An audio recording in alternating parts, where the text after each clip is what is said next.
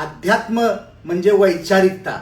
परवा एका फॉलोअरचा फोन आला, म्हटला सर मी सगळं करतोय, ज्ञानेश्वरी वाचतोय, तुकाराम गाथा वाचतोय, ध्यान करतोय, पण जीवनामध्ये मी स्थिर झालोय, प्रगती मात्र शून्य आहे.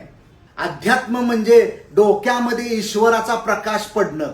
मी जे संत साहित्य वाचतोय त्यातून माझी वैचारिकता वाढते का, माझे विचार प्रगल्भ होत आहेत का, याचा विचार करण्याची गरज आहे.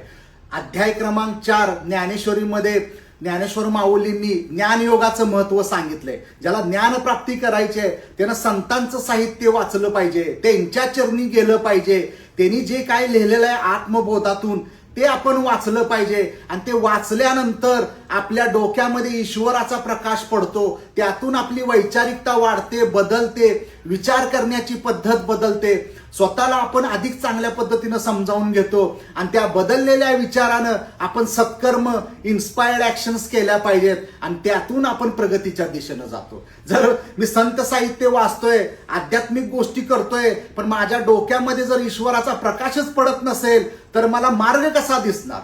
ज्यावेळी मी ज्ञानयोग किंवा हे जे संत साहित्य वाचेन त्यावेळी ज्यावेळी माझ्या डोक्यामध्ये ईश्वराचा प्रकाश पडतो त्याच वेळी आपल्याला भरभराटीचा, उन्नतीचा, प्रगतीचा मार्ग दिसतो. तोपर्यंत दिसत नाही. सद्गुरुनाथा हात जोडितो अंत नको